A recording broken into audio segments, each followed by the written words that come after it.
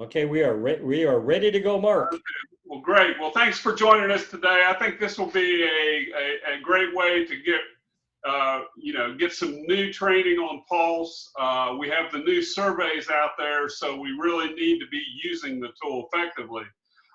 John's going to be speaking today, and I think he wants you to, he'll tell you, but I think he wants you to be candid about any issues you have or how you'd like to see anything improve. Is that correct, John? Absolutely. Yes. So without further ado, I'll let John go ahead and take over. Okay, well, I appreciate that, Mark, and welcome everybody. I know how extremely busy you are. It's end of day, and for taking the time to get together this afternoon. So I certainly appreciate it very much. Our purpose to getting together today, like Mark just mentioned, is a follow-up to the meeting we had about 3 weeks ago, roughly, where we introduced your new Boone shopping data. And this is unique. Previously, we had more general newspaper shopping audience data. Now it is absolutely Boone data. Your Boone paper and the Boone papers right around you. So it is, absolutely reflective, of your individual publications, and your marketplace. And so what we want to do is, as Mark just mentioned, is be candid. What suggestions you have to make Pulse easier to use, more effective, or what concerns or issues you use and have on why you don't use Pulse. And by the way, you're not going to hurt my feelings. I love these get-togethers. Why? Because this is where I learn. This is where I get suggestions, ideas, concerns, and so you're not going to hurt my feelings. In fact, in a previous Boone follow-up session we had in the last couple of days, one of the ad reps says, frankly, I don't see any value in Pulse. It's a waste of time. And so if you feel that way, tell me. And we'll talk about the things we're doing with Pulse, et cetera, talk about your world, et cetera. So bottom line, be candid. This is our time to get together. It's obviously a very challenging, how should we say, dynamic world. Things are, constantly evolving with the pandemic and with our industry. So we got to learn together. We got to work. We got to move forward together. So before we talk about any questions, concerns, or issues you have relating to Pulse, I want to make sure that I relate to your real world, your day-to-day, every day. And therefore, I'm going to ask a very simple question. But I assure you that the question I ask and your answers are going to tie directly into our purpose today, and that's addressing any concerns, questions, or issues you have about using Pulse. So you ready? Here's my question. In the last couple of weeks, what are the reasons a local business gave you for not advertising? So who'd like to go first? Told you to be real world. And if I hear just crickets, that means you've had no objections, right? Which I would find phenomenally interesting. My customers said that they had spent their advertising money for the year already. Oh my gosh, and there's what, 3.5 months left? Exactly. Okay, I heard that of myself when I was at it. So they spent their budget, right? Okay, excellent. So I've got that written down, and we're going to cover, each of the objections in just a second. Who else has got some direct real world feedback? That's a mouthful. They got everything covered by their social media. Okay, covered by social media. They don't need us. Okay. Meaning they love Facebook. That's all they need, right? Okay, thanks, Dennis. Who else? Come on, you heard some. We're so busy we don't need any more business. I got that one. I heard that the other day from one of your Boone associates. Too busy. Don't need any more business. Therefore, don't need to advertise, right? Right. Okay, no need to advertise. Too busy. Thank you. Yeah, I've heard that one too. Mm-hmm. And they are busy. So I mean, they have they in their mind a legitimate, fact. But I just let them know, hey, you can never rebrand or never brand enough. Keep your brand out there. Okay, who else? I have another one. Customer told me they don't have enough employees, so they can't advertise to take on any more work. That is unique to the world we live in today. Yep. It's the real world. I mean, many of your businesses are struggling, to get staff back up.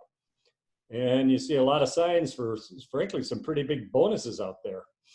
Hiring bonuses. So thanks for bringing that up. Not enough employees, and maybe they're working reduced hours, reduced days, et cetera, because of that. Excellent. You guys are doing great. There's one big one that I heard a lot out there making four-legged sales calls. It happens quite frequently when I walk in the door. So if nobody's going to say it, I will. Print is dead. Nobody reads the local paper.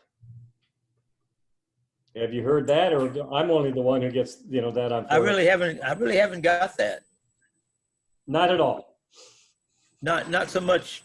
Print is dead. They've asked, just once in a while you might hear, how many days are y'all printing now, or are y'all still printing? And how about put another way, less people read the paper today. Who reads the paper today? Yeah, I have heard that one. Okay, in other words, the value of your print audience. Okay, questioning the value of your print audience. Okay, I'm not going to belabor the point, but any others? I want to make sure this, once again relates to your real world, and you're out there, you're either making phone calls and you're out there in person, whatever the situation is within your market relative to COVID, et cetera. So any other objections you can think of? I guess one that I've had was that they don't have the product to keep up with the customers that they have. Mm-hmm. Yeah, that's another very good one. Like, they don't have the employees, to keep staffed up. Unique to the world we live in, and we got to talk about that. Okay, so I appreciate you bringing that up. How about I can't afford to advertise? It's not that I just spent my budget. I don't have any money. No money. Can't afford to advertise. Have you been hearing that? She got a lot of well-heeled businesses there, huh? Cash flush. I think we all hear that at some point. That's a pretty common objection. Okay. I was going to say, you guys you live in a remarkable locales that you've never. I think we all hear that. Okay. So as I said, I wanted to belabor the point. Are there any other objections you'd like to put on the table so that collectively we can talk about ideas and solutions to overcome those objections? Okay, very good. Okay, so now let's move back on to the focus of getting together today. And that's any questions, concerns, or issues you have about using polls. And that could range, just to kind of get you guys thinking, from the ad rep who the other day said, I don't see any value in polls, it's a waste of time, to maybe questions about the new shopping data, the new Boone shopping data, to maybe functionality in the program. One person brought up the other day about the BrainWorks integration, et cetera. So take it away. What specific questions, issues do you have? I'd be more than happy to do my best in answering them for you. I don't know if it's fixed, but there was one type of business I was trying to find. Oh, it was for pressure washers for farming. And I couldn't find a category that was even close. Okay. Even though the survey is about an hour long, and we got almost 590 business categories, people will only allow us so much time, to take the survey. And so we can't ask everything. And so you said pressure washers for buildings. Okay. So this probably is one we do not have. I don't recall, I'm pretty familiar with the questions. I don't think it was asked. But may I offer a suggestion on how to engage with the business, even though Pulse might not have asked, okay? And the example is they sent me one day, you know, out to a bird seed store back years ago, bird seed store, right? And at that time, we didn't ask about bird seed stores in the survey. So normally I come into a business and say, hey, I got great news. You know, we asked the questions you would ask. We did a furniture store survey. We did a real estate survey. We did a chiropractor survey. So I said to the guy, unfortunately, we did not do a birdseed store survey. And he kind of smiled, right? And I said, well, what kind of questions would you ask if you did your own survey? And he said, well, shop at a birdseed store, what type of bird seeds, you know, et cetera, et cetera. I said, great, perfect. But I said, you're the expert. You know, how many years have you been in the birdseed store business? He said about, you know, 6, 7 years. I said, great. So based on your knowledge and expertise of the birdseed store business, that's quite a tongue teaser.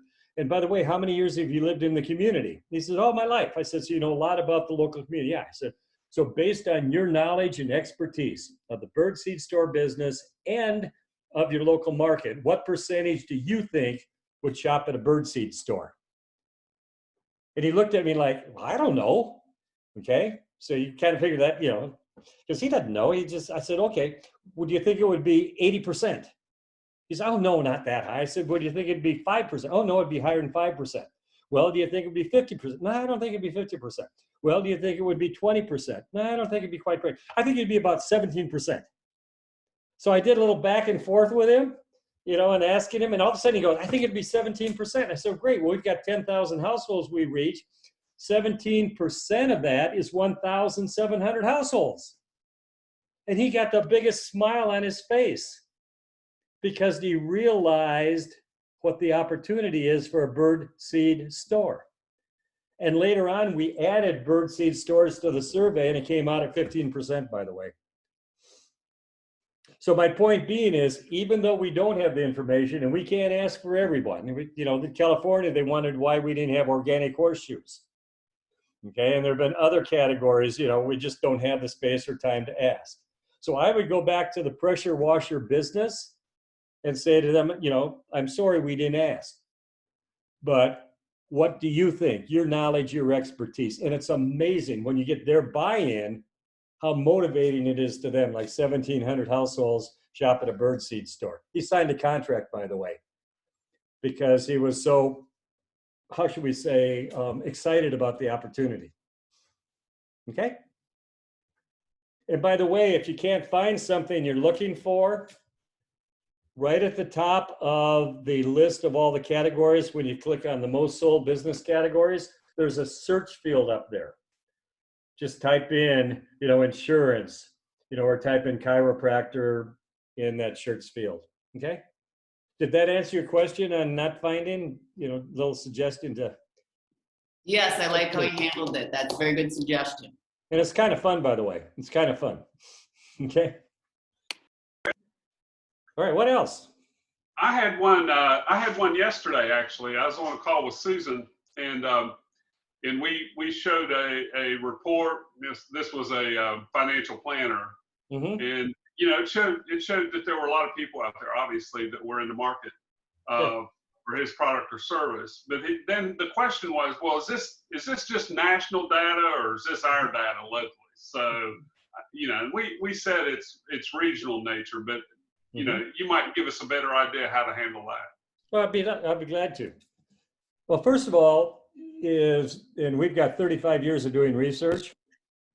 We had a client once that had 12 suburban papers, and they were all, you know, contiguous, okay? And they spent the money to do a survey for each one of their individual papers. And then they compared the results, like the percentage going to shop at a furniture store, the percentage going to shop at a birdseed store, et cetera, right? And guess what the maximum difference was between all those suburban markets? And some were very rich, some were very poor, some were Asian, you know, quite a diversity. What do you think the accountant found out was the major difference in shopping for any category with their 12 markets? 2%. 2%. So the bottom line is, and we compare across the country to different regions, et cetera, there's very little difference in shopping across the United States. Yeah, there's a little difference, like, you know, down in Florida, snowmobiles is not as particularly as hot in purchasing, patterns is up there in Albert Lee and Austin. Okay? So there are regional differences. But in answer to your question, here's how I would handle it. I would say, yeah, you're absolutely right. This is data including this market, but also the Boone papers right around this area. Okay?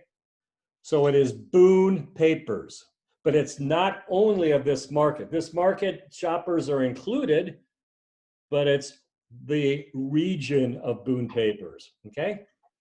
And so let's assume here, Mark, that the presentation you're showing for financial planners said that 10% we're going to change or get a new financial planner. Okay?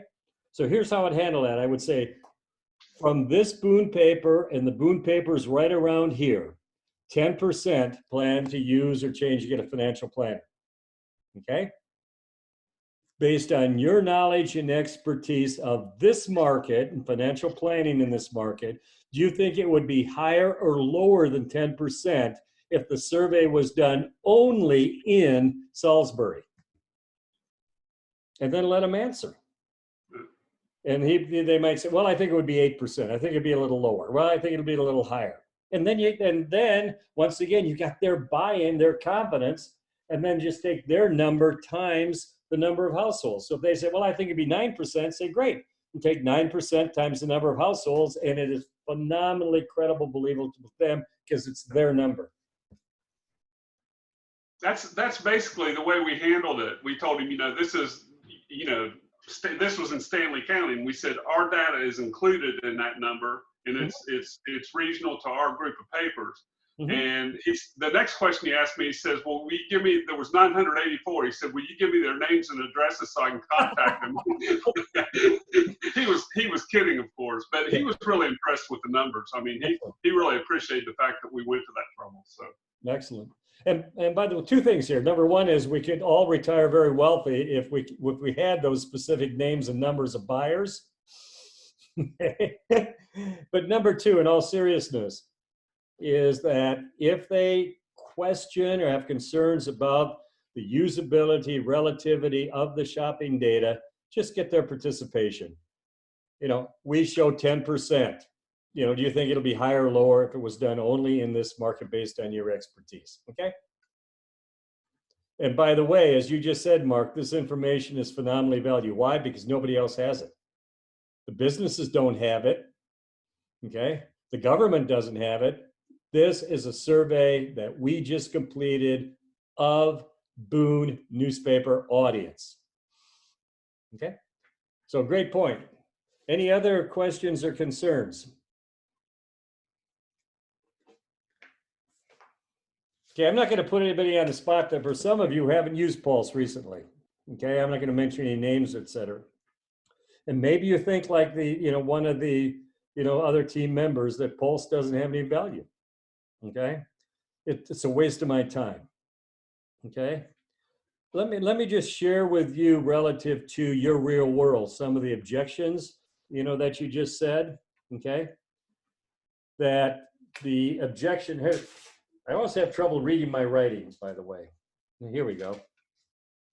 Is that there's, I'll cover by social media in just a second for Dennis. Let's see. Okay, I spent my money before. Okay, my budget is all tied up.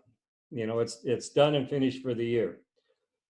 What I would suggest doing is sharing with them a flyer presentation, okay, that shows not only the opportunity of your Boone newspaper for their business category, but also shows the opportunity for specific products and services. And I'm going to weave in right now, another objection that you came up with is they don't have product in the pipeline. Somebody, said that they can't get product, right?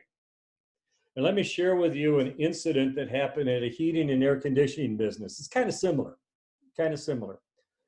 So we walked in and the gentleman said, I've got too much business. I've got my trucks running out there all over the place, with new construction going on, and I don't have the resources, the staff, the equipment to handle any more business. Okay. So that's kind of like, we don't have product to sell. We don't have enough employees, right? Okay. And so I said to him, I said, well, I said, I've got some good news. We just did a heating and air conditioning survey. And he says, what do you mean by that? I said, we asked the same questions you would ask. Do you plan to get a heating and air conditioning business? And more importantly, what services do you need for your home? He says, do you happen to have that? I said, yeah. So I shared with him the flyer, the Pulse flyer. Okay. And here's what happened. He looked down on the Pulse flyer, and what he saw was furnace repair. And it was over 1,000 households projected would need furnace repair. And he said, my gosh, that's my solution. He said, we don't have enough business in our service department. He said, our trucks with new construction, we're overwhelmed, we don't have enough people, equipment, et cetera, but I can do more service call business. Okay. So we found a solution. So my point being is to the objection that we're too busy, we don't have employees, we don't have product, is find a solution that they're not even aware of within the Pulse information. There are niches. There are products or services that they could offer that they're not doing now, and you become the hero. You become the hero for helping them find a solution to their real world challenge because of this damn pandemic of not being fully staffed and obviously the challenges with timely supply chain issues. There's solutions in the information. It's a phenomenal resource for you. Does it happen every time? No. But it provides you with the information to help them find a solution to their challenge. Okay? Another way to maybe handle that too, John, is, there's a lot of great research out there, and you're more aware of that than even I. But during recessions, which we're kind of in some cases, a lot of businesses are in recession. But there's a lot of research out there that indicates that people that still promote during a recession or during a slowdown period really come out of it a lot stronger when it's over. Absolutely. And the other thing is that the research that you're providing is, are we planning to buy over the next 3 or 4 months? So a lot of those supply issues might be over in 3 or 4 months. So you want to make sure you're in front of those people, now and be ahead of the competitors. Yeah, and a great story to tie into that, make it really, really fast because I want to hear from you, is I made a presentation to a travel agent within 2 weeks after 9/11. And she goes, there's no way I'm going to advertise. Nobody's going to get on a plane, right? Could you imagine, travel agents saying that? And I said, well, obviously the research we did showing that 40% were going to buy airline tickets is no longer valid. She said, yeah, heck yes. And I said, but let's talk about that for a second. Let's talk about that. I said, do you think it's gone to zero? She said, no. I said, what do you think? If it was 40% before, what do you think it'll be over the next 3 months? And she said, I think it might be 10, 15%. So we took 10 to 15%. It came out to be a very impressive number. But here's what she said to tie in what you said, Mark. She said, none of the other travel agents are going to be advertising because they don't think there's any business there. But she says, if I advertise and they don't, I'm going to get market share. I'm going to get market share at their expense. So that goes back to what you said, Mark. If they realize this is the opportunity, and by the way, we changed the questions over the next 12 months. So it's the next 12 months. So if they keep advertising now, they're going to increase their share because their competitors will not be advertising. Absolutely. Okay. And so that's a very important, kind of like a suggestion when they come up with, well, because of the pandemic, blah, blah, blah, blah, blah. Okay. And you brought up the point, Mark, about, I'm not going to, I think it was Dennis. Dennis brought up the point. I'm covered by social media. That was you, right, Dennis? Did we lose Dennis? Oh, yes, it was me. Okay, there we go, Dennis. on the Pulse Boone survey that we did, we asked about, have they actually responded to a business offer on a Facebook business page? Okay, So very specific. So the carpet store says, oh, I love Facebook. You know, I'm going to put my carpet special on Facebook, right? You know, I don't need you. I reach everybody with my Facebook page, correct? That's what they're assuming, right? Okay, well, here's what we found out from the research. We asked your audience, in the last 30 days, have you responded to a business offer on a business Facebook page? 87% said no. 87% said no. So if that carpet store only puts their promotion on that carpet special on Facebook, and let's assume you've got 1,000 households who are going to buy carpeting, well, 87% of those aren't going to see it on a business Facebook page. There's a big difference between a personal Facebook and a business Facebook. Huge difference in terms of how many. Okay, so if your total audience, on the average, 87% have not responded to any business offer on any business Facebook page. So they're missing 870 opportunities that your audience is going to buy carpeting that they're missing if they only use Facebook. So it shows them what they're missing, fear of missing out. And I kind of explain it to them. Nobody reaches everybody today. Highly fragmented. Radio doesn't, TV doesn't, direct mail doesn't, you know, email blast doesn't, you know, Google doesn't. Nobody reaches everybody, and Facebook included. So we can deliver opportunities that you're missing with just your Facebook business page offer, okay? It's right in your pulse, and if you create a one-page presentation, Dennis, and click on other media, you can click on Facebook, and it shows the percentage of your audience from your Boone survey who have not responded to a business Facebook offer. Oh, okay. And that puts the fear in their heart, Dennis. Oh my Well, God, I'm missing that many. yeah. Well, before you even told me that part, I've already learned something, or I've kind of really thought about it. You know, I haven't really myself, and I consider myself, you know, the average man. I haven't ordered anything off an ad I saw on Facebook. Yeah. And maybe once ever. I don't know. Exactly. But unfortunately, your local businesses think their Facebook thing is the greatest thing that ever happened, and they reach everybody with it. The reality is, it gets just very few visits. Just their likes, okay? And so we got to show them what they're missing. Here's the big picture. We got 1,000 households going to buy carpeting. You know, you're missing 87% of those if you only put your promotion for their carpet special on Facebook and not also with us. Okay? That will help you significantly overcome, you know, I don't need you because of Facebook. Okay? So a great reason that Pulse has value for you, overcoming these objections. Okay? And another quick one while you're thinking about, you know, is the question, I don't have any money. That will always happen. I don't have the budget. I don't have the money, right? In Pulse, you have a closing tool, the break-even calculator. And this is designed to get their participation so they themselves realize how few customers they need to pay for the campaign. So it takes away the fear and it takes away the risk. So they feel comfortable and confident they're going to make money with their ads. And so in that break-even calculator and in your Pulse training, there's a little video on it. What it does is with their value of a customer, and you got to obviously take out the cost of the furniture, the cost of goods, you end up with the net customer value, you know, after their cost. And they take that net value of the customer into the campaign cost.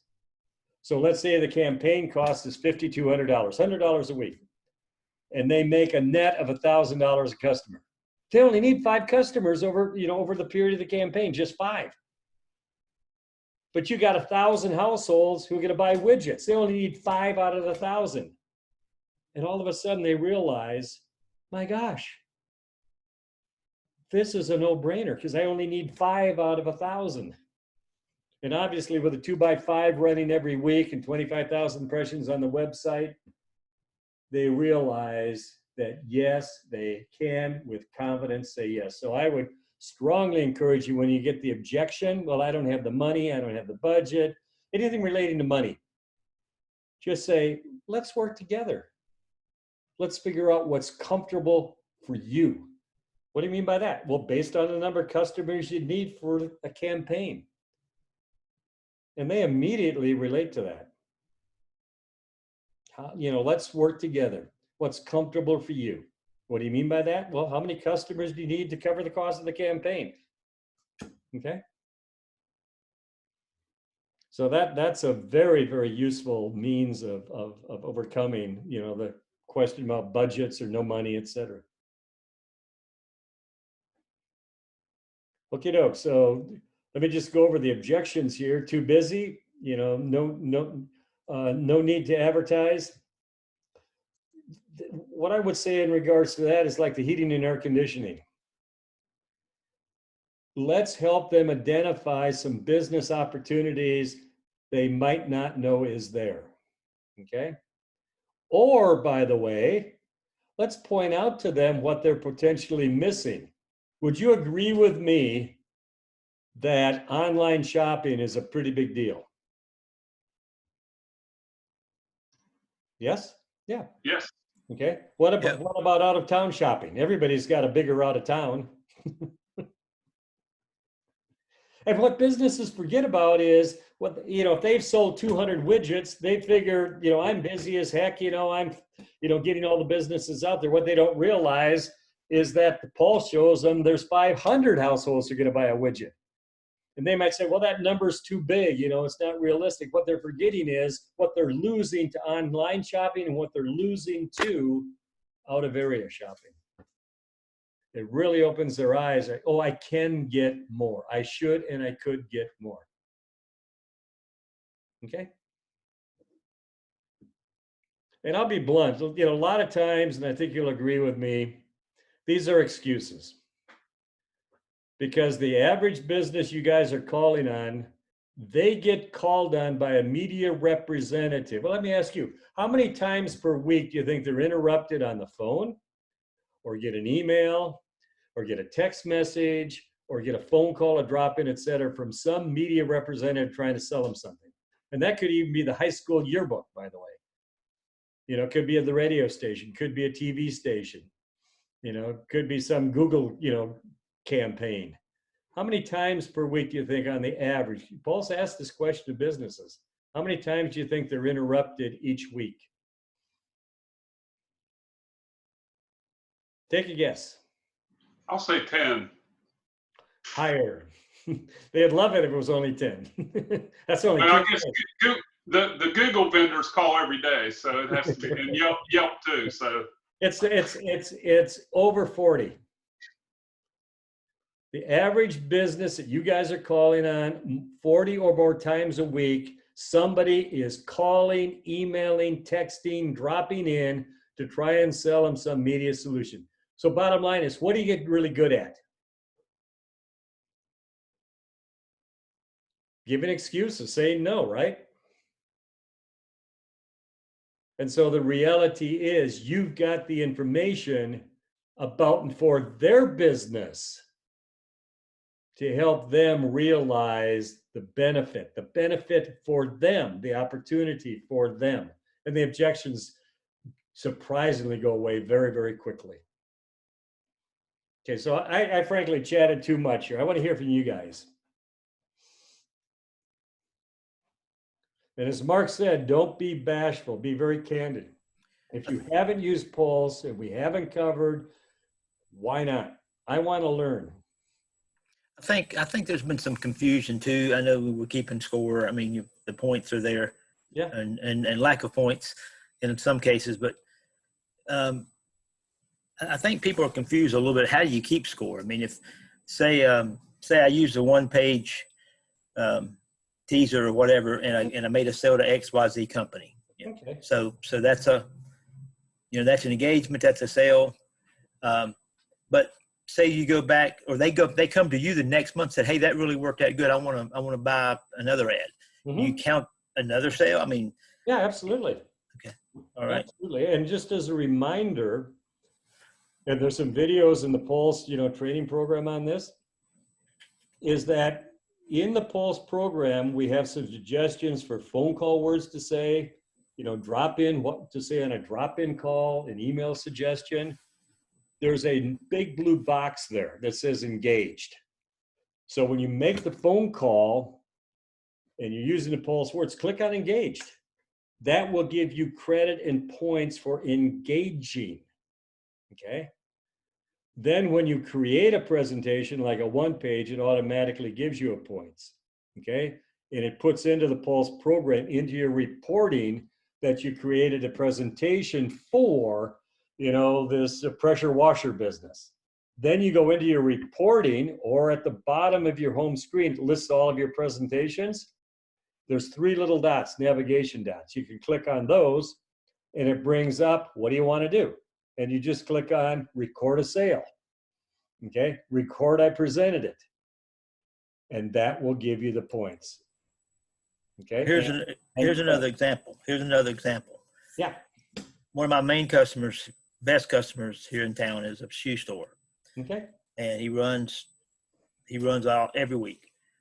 He has received, at some point months ago, he received a one page, Pulse one page. Yeah.